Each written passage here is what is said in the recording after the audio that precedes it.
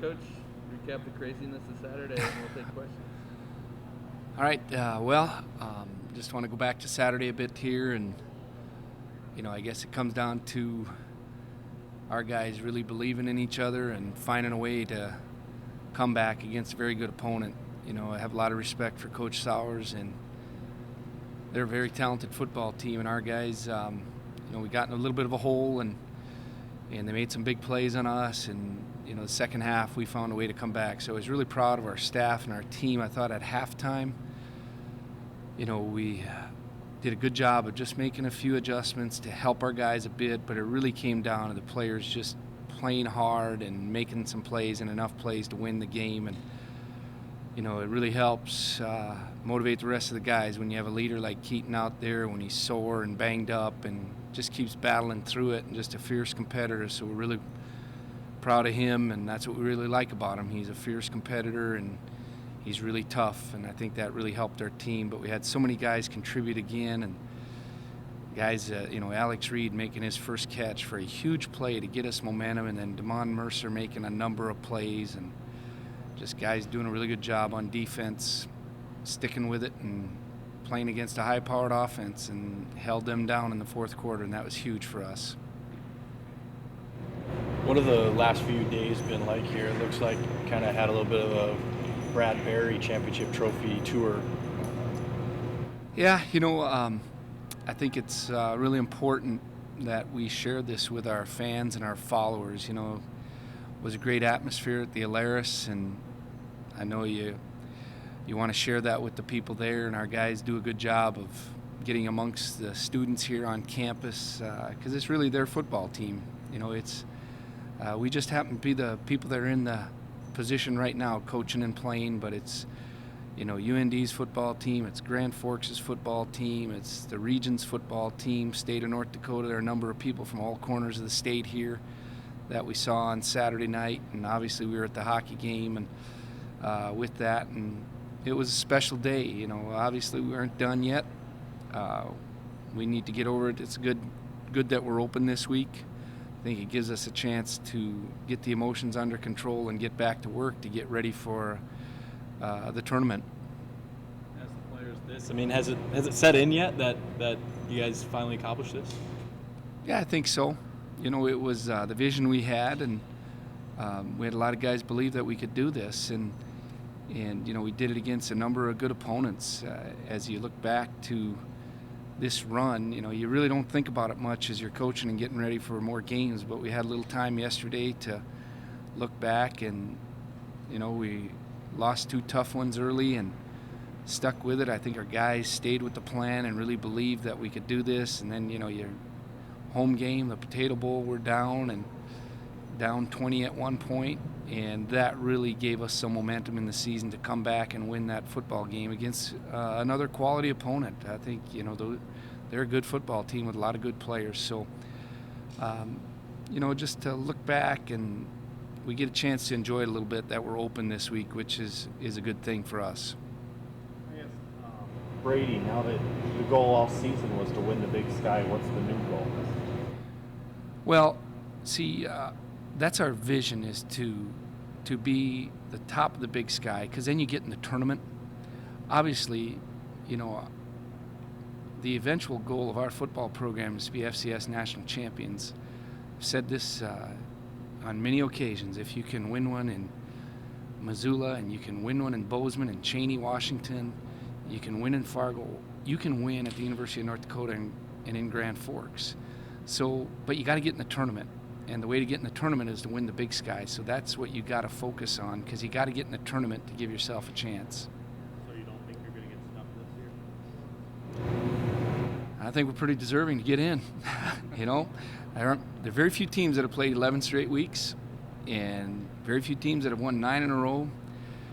I think we've played really good opponents. We had a Northern Arizona team that was hot coming in, won 4 games.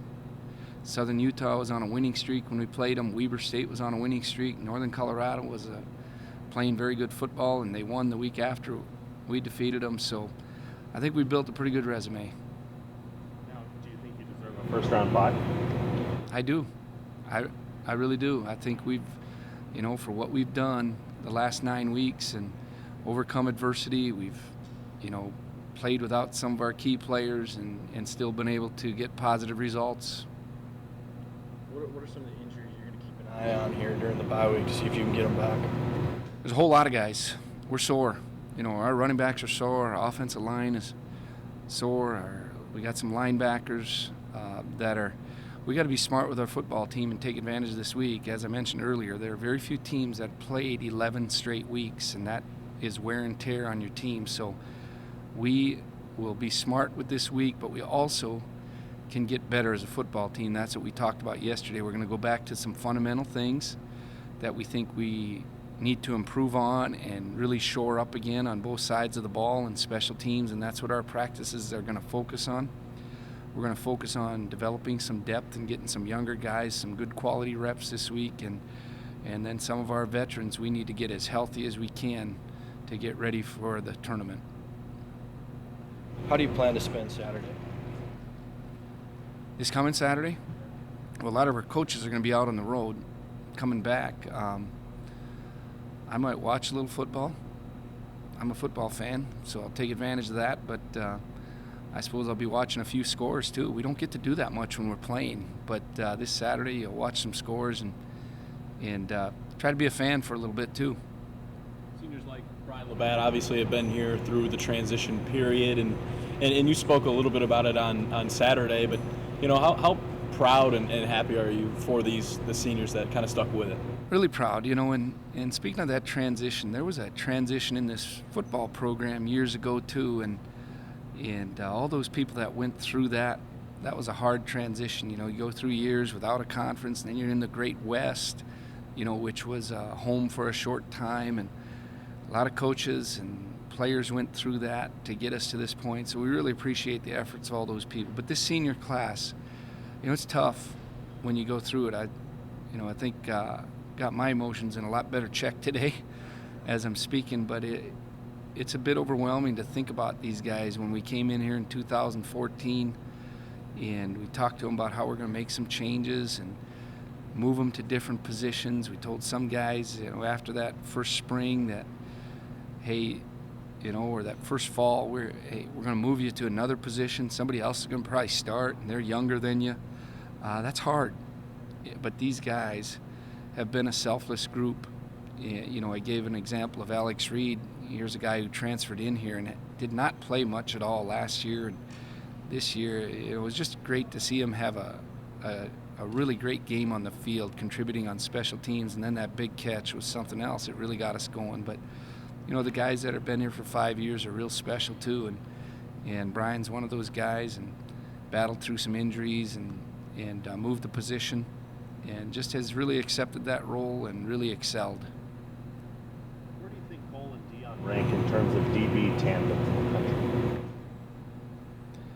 Well, I've said number 8's a pretty good player. And if you watch that game on Saturday, especially the last drive, he covered a lot of ground. And I think you'll see him, we think he's very good and one of the top players in the league. And we really are a better football team with him out there. And obviously some of the things that Dion's done this year, when you have 3 pick sixes, that's hard to do. That was a great play to put us ahead the other day. And so those guys are up there pretty high. We don't know, what the other people's opinions of them are, but, we think they're very good players, and we're happy to have them on our football team. Where did the championship trophy stay on Saturday? It came to 16th Street South.